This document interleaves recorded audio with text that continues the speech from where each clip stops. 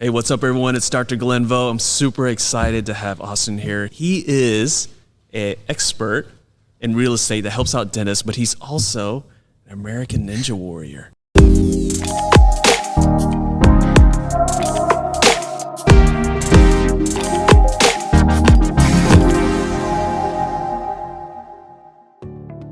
So before I even ask about real estate, I gotta ask you about American Ninja Warrior because my son loves that show. Oh yeah, he loves that show. So we're gonna dive right into that.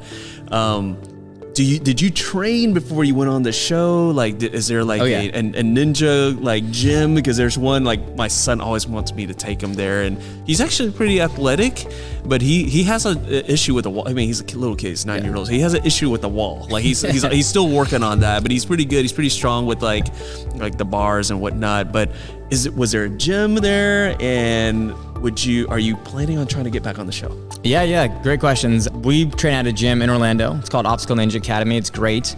You know, there's a guy, if you follow the show, you might know RJ Roman, the speed demon is what they call him, but he trains us there. We've been working with him for like a couple, I guess about a year and a half, 2 years now. And so, I mean, yeah, it's like 3 days a week we're in there. Honestly, it's as much as my skin can handle. Like that's the limiting factor because it wears out your calluses like crazy. So we're there like 3 days a week, an hour and a half to 2 hours at a time. And then, you know, maybe 3 days a week, just doing quick 30-minute, 40-minute high intensity interval training like at the gym. And so but a lot of work went into it behind the scenes. I mean, we did a lot of competitions, just like, you know, little local competitions. There's a thing called the National Ninja League, just kind of creating that endurance. It's like, you know, if you want to get good at anything, you got to have repetition. You got to do it a lot. So if I wanted to be on the show, I wanted to be good competing at Ninja Warrior, you know, on national television, I need to get good at doing competitions everywhere, right? So we try to stack up a bunch under our belt the first year doing it.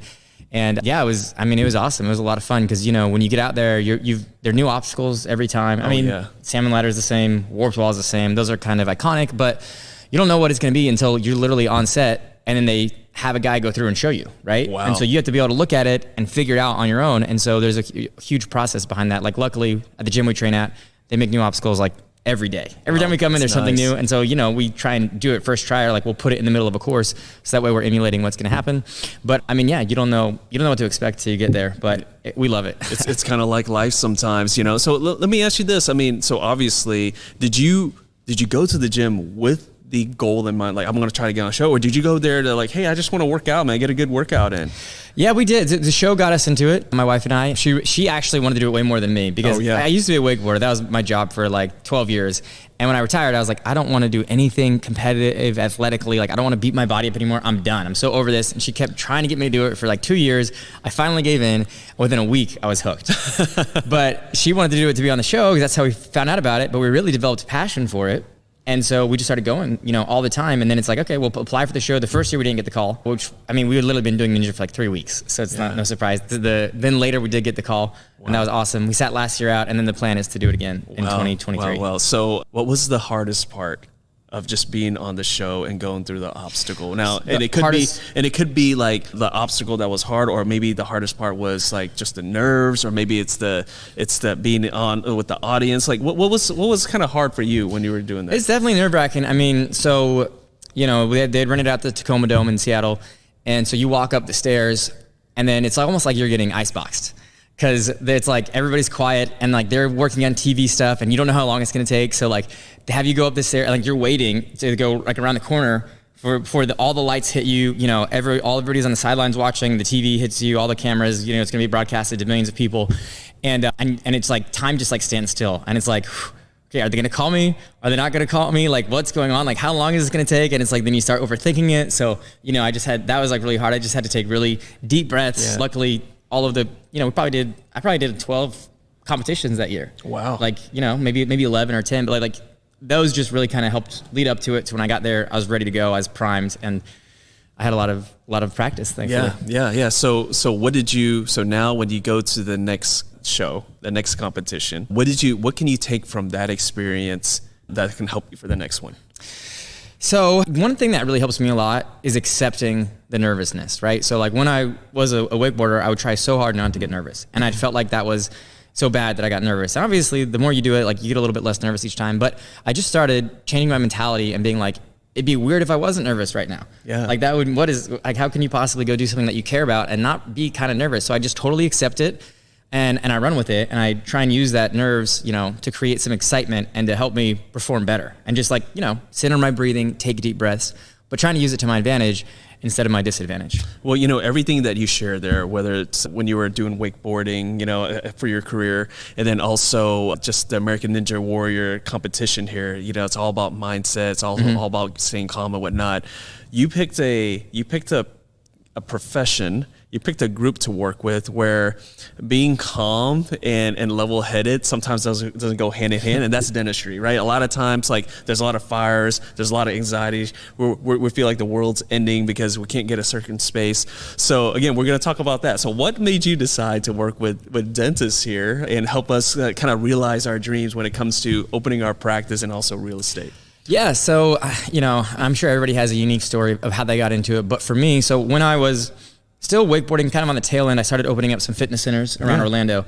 So I had 3, I was planning on growing to 5. And so in my head, I was like, all right, I gotta go to Winter Park, right? There's a little trade area in Orlando that I thought was really nice. And it's like, I'm staying away from Kissimmee. I want nothing to do with that. I just don't feel good about it. Winter Park's where it's at. Oh, yeah. And so I started working with my partner. I wasn't a partner at the time, but he helped me pick out locations. And so he went like 7 layers deep with the analytics and the demographic data, added everything together, and we created a scorecard. And I found, wow, the places that I didn't feel good about that I felt good about, which was Winter Park, right? Way too saturated. Rents were extremely high. It did not look good at all. Yeah. Places where I didn't feel good about, Kissimmee, all of a sudden looked a lot better. It checked all these boxes. It was way less saturated.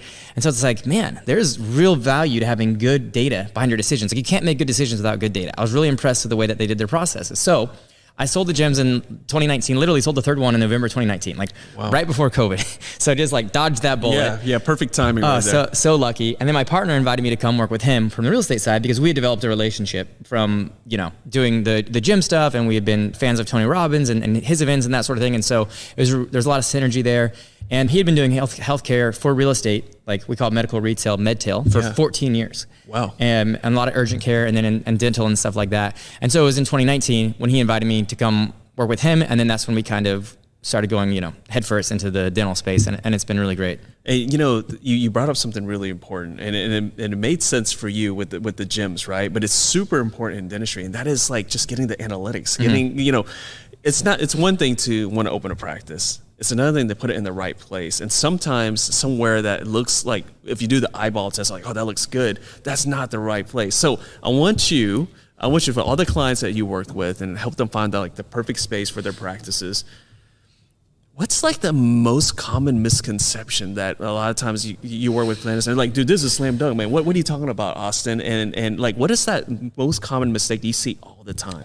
I would say there's 2, right? Number 1 is that a lot of dentists think they have to own the real estate, okay? And the second one is that they think they have to have the absolute cheapest rent possible, right? And so there are benefits to both those things, obviously. Nobody wants to overpay for rent. Sure. And if you can own it, sure. But that can really get in the way of your business. So let's start with myth number 1, which is I need to own my real estate. Yeah. Or really, the myth is I'm throwing away my money because I'm renting. Well, let's break that down. Are you really? Because of a mortgage payment, look at your house.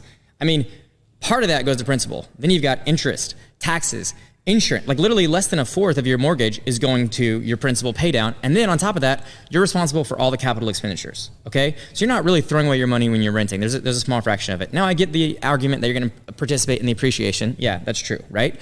But the value of your building, of any building, is tied to the value of the business that operates within that building in commercial real estate. Because if you go out of business, an investor's not gonna wanna buy an empty building. They'll buy it, but they're not gonna pay as much as if it's fully leased out. Yeah. So even though you own the building, you're not as diversified as you think, right? So we actually kind of recommend, hey, focus on your practice, grow your practice, and if you have extra money that you want to invest in real estate, invest in something besides your own practice that gives you some diversification, right? Like, I mean, of course, you can buy your own, you have the control, etc.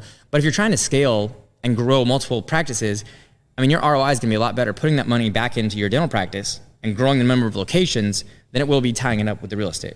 I mean, right? It makes perfect sense because, again, if you're focused on owning the building or owning the location, you're also going to be limited of where you can put your office. Yeah, right. Like much less options. Yeah, there's less options there, and maybe those options are not the best option. Maybe leasing a particular place because it's a great location, it's great visibility, all those things, checks all those boxes.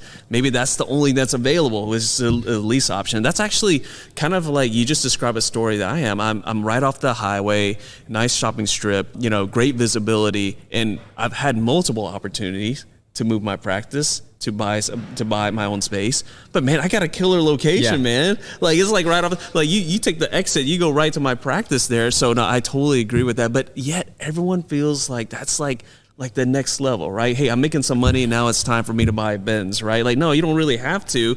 But now it's like, hey, my practice is doing good, and now I have to go and buy the location. So I love that. Talk about that. So the other myth is, oh, hey, I need the cheapest place. Yep. So talk about the cheapest place. So they're kind of related. Like what you're talking about, when you have a really good building, I mean, that pays for itself. Like when you have great visibility, Emmett Scott's got a quote that says, view rent as a factor of your marketing, right? And what that means is like, you're going to pay a little bit extra in order that you get a lot more people to see it. So whether that's drive-by or foot traffic or whatever, a lot of times you're going to make up for way more than you spend. So let's compare marketing from paying extra rent to digital marketing. Digital marketing is great. Like I advocate for that all day. Yep. But they're all on bidding platforms, which means they're going to go up by nature. And the chances of them going up at a faster rate than your rent is almost 100%. So when you lock in your rent at a 2% annual increase or 10% every 5 years, you know, you're making sure that you're underplaying the rate of inflation for the most part. Like think about anybody who's been in a building for 20 or 30 years. I mean, almost every time they're paying way below market rents when they've been there for a long time and they're grandfathered in. And so, you know, if you pay extra from what you would pay to go in, let's say, a 3rd or 4th Street recessed, you know, medical office plaza. Yeah, where no one sees where you're at. Nobody sees you, right? Yeah, you're saving a lot of rent, but is the extra rent giving you, I mean, if you really want to break down the math, you know, and you know your cost of acquisition per new patient, you can do it pretty simply, right? For the most part, like you're going to make up for the extra rent with maybe, you know, 10, 15 patients a month, and you might get 30 or 40. I mean, there was a practice that we worked with. They were in healthcare and they were paying like $3,000 a month in rent. We helped them. They weren't happy, right? They weren't getting as much business as they wanted to. They were recessed in the back of a place that didn't have any street visibility. It was in a dead plaza. Nobody was going there. The next spot that we recommended was 10 grand a month. So think about that mentally, right? You're more than tripling the amount of your rent per month. Yeah. So it sounds like a big deal. But when you take a step back, think about it as a factor of your expenses or a factor of your marketing. But even from a percentage of your overall expenses, it's not that much. Like an extra 7 grand a month isn't huge, right? Well, what happened was his overall revenue doubled and then some monthly, right? So he went from like 50 to like 100 grand a month at this particular location, all from just paying an extra $7,000 a month in rent. So was that a good trade-off? Yeah, absolutely, because now he's using his rent as a factor of marketing. So we just try and help people comb through all the data, like how are we going to outperform or outposition your competition, right? Like if somebody's close to that area, we want to get a place that shows more prominently better on what are the demographics there. Like every practice is different. Everyone has different demographic needs. What's the street visibility? What's the foot traffic? What's the driveway signage like? Are you a drive to or a drive through? Meaning like at a grocery store, that's a drive to. The average family goes to a grocery store 2.4 times a week. Even if you're seeing it every day on the way there, that's great, but it's not as impactful as if you actually are physically parking in the parking lot, getting out, taking it all in. And so we kind of base our studies around the different grocer anchors in the area and how close can we get to them if we're not in the same plaza. I mean, I love the point that you made about, well, how much are you spending on digital marketing? It's basically a bidding platform. Everyone understands that, right? And then comparing it to the rent where, you know, it doesn't, the bidding doesn't just jump up like that. It's in the contract. You're locked in. But I love that. I love that because, again, that's something that people need to think about because, you know, yeah, you can get a place that's cheaper rent, but you're paying something. That's the thing. You're not getting away from paying something. You're either going to pay it, whether it's your rent, or you're going to pay it on the other side, digital marketing, any other types of marketing. That is such a big thing that doctors miss out. They see like, what are you talking about, Austin? That's double the rent. I don't want to do that. Yep. And again, I'm sure that's frustrating for you sometimes there, and you lay out the numbers, but you know, like how do you get people to come around? I mean, sometimes they don't, or sometimes they do, or you just. Sometimes they don't. At the end of the day, you know, they have their minds set up, and we all like to think that our business is the exception. I mean, I thought that, you know, when I had my gyms, right? It's like, and I'm sure you do things that are unique, right? That do help you grow and get to a certain spot, but you will never maximize your growth potential if you don't have a really good location. That's the magic word, potential, right? Could you still do it? Could you still be successful? Exactly. Yeah. But you would be maybe 10x if you were over here. Now, how do you guys work with? So again, for our listeners and viewers right now, they're like, okay, I'm thinking about opening a practice. I'm thinking about maybe startup or whatnot. I'd like to work with you, right? So number one, how do they work with you? Number two, I mean, you're in Florida. Do you work with people around the country? I mean, what if they're on the West Coast? How does that work with you guys? Yeah, absolutely. We are nationwide. So I mean, we do a lot of deals in California, Texas, Oregon, Missouri. I mean, you name it, right? And then, of course, we live in Florida, so we do a lot of deals there too. But and I actually live half the year in South Carolina, like North Carolina border area. So those deals are obviously very easy for us. But are there pros to using a local broker? Absolutely. Yeah. But are there cons? Of course. So, it's a trade-off. And so there's a couple things there. Like number one, your location is the first most important decision you're going to make. And at $185 to $200 a foot to build out, you don't want to make the wrong decision and Absolutely. eat that cost and relocate because you made the wrong location decision, I should say. So it's fascinating to see how many people have a local broker that is their brother-in-law, their cousin, their golfing buddy, right? And they want to help him by give him business. And while they do know the areas, that's true, they look at it as like, okay, I've got all these holes that I got to fill, right? Like where can I fit, even if it's a square square peg in a round hole, they're trying to make it work, right? Because they know they've got relationships with landlords or whatever, and they're incentivized to fill certain areas.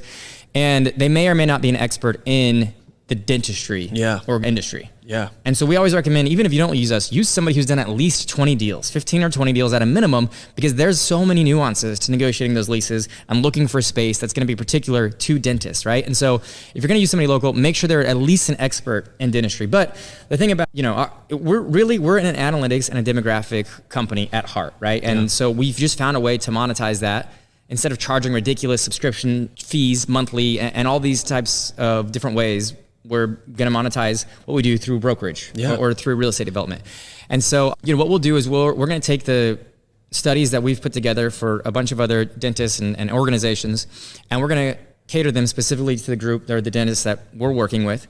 And then we're going to overlay that on the map, and we're going to figure out, okay, where do we think are the best possible areas to go to, like with our history and our experience, because site selection, although there's a lot of data involved, it's more of an art than a science. You know what I mean? It's not like you can just put all the numbers together, put it in the formula, press enter, and then it says, hey, go here. Yeah. You still really, our value add is like giving our stamp of approval on things, right? It's like the experience that we have in doing this literally thousands of times is, okay, the demographics check out, but there's actually this thing that we don't like. Or this area, it's not quite 100% perfect, but we really like this about it, and so we kind of recommend to go here. So it's really just making sure you're outperforming the competition and you're stacking the deck in your favor based on all the data that we have. Well, I mean, it's kind of like drafting players, right? So Orlando Magic just had the first pick. Paolo Banchero, he's the first pick there. And, you got analytics, right? You got to look at their stats, right?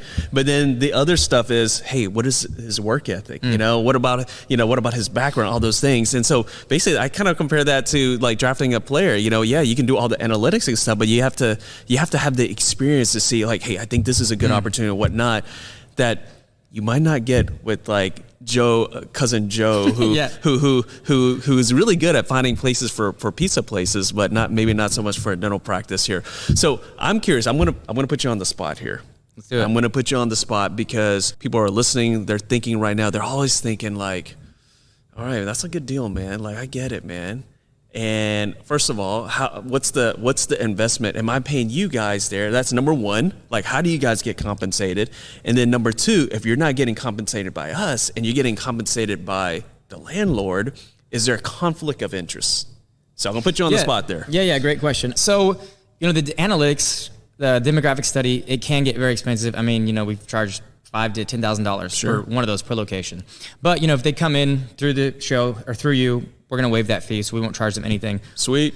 One thing we ask is that we just get protected from making fees from if we broker the deal or whatever.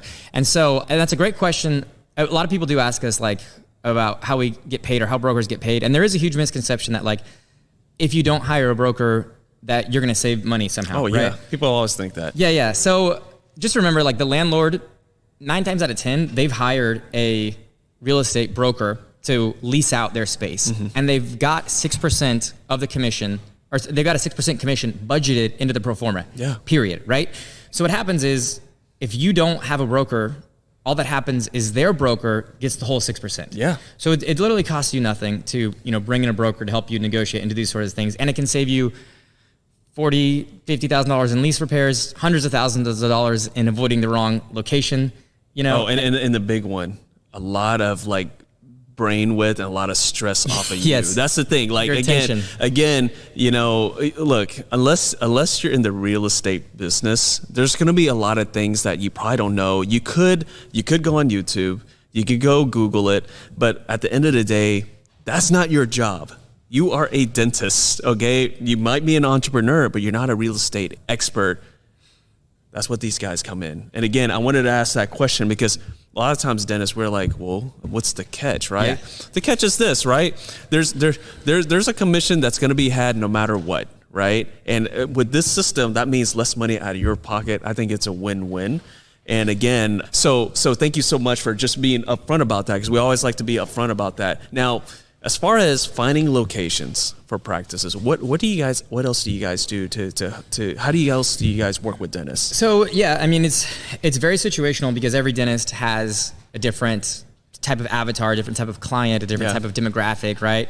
Are you pediatrics? Are you Medicare, Medicaid, PPO? So it's going to be very situational, and that's why we'll go over all that information, on when we first talk on the phone or connect or whatever, just to make sure that we're creating a plan or a criteria that works specifically for you and your location. And so that's pretty much like step one. And then so how do they get started? Do they reach out to you? Tell us about your website or call, or what's the best way to do that? Sure. The Leaders, I'm with Leaders Real Estate is the name of our company. So it's just leadersre.com. The RE is in real estate. And I'll give everyone my email address. My name is Austin Hare. So it's A Hare, like hair on your head, A Hare, at leadersre.com. Leaders RE as in real estate.com. And we're going to, we'll do an analysis for you guys. And if nothing is available, we could talk about potentially buying the building, being the developer, and leasing it back to you. So we'll act as the landlord in that situation. So there are situations where we'll do that as well. But at the end of the day, the most important thing for us is getting you the right location, right? So if something's available to lease it up. If nothing's available to lease and you have to buy something, then either you can buy it or we can buy it, right? But it's the location first. How do we stack the deck in your favor? That's the top priority, and then we decide whether we want to lease or buy. I'm so glad you said that, because again, look, at the end of the day, it's all he said himself. It's all about the location, right? They're not trying to pigeonhole you into something so that they can benefit. It's really for your benefit. So, Austin, thank you so much, my friend, for jumping on. I just want to let you guys know also, he's on LinkedIn as well. You can also message him as well. That's how we got connected. But again, I love what you guys are doing. This is super important because this is an issue that if you don't approach it carefully, it could be like the bad gift that keeps on giving down the line. So thank you so much for jumping on. Guys, we'll see you guys next time.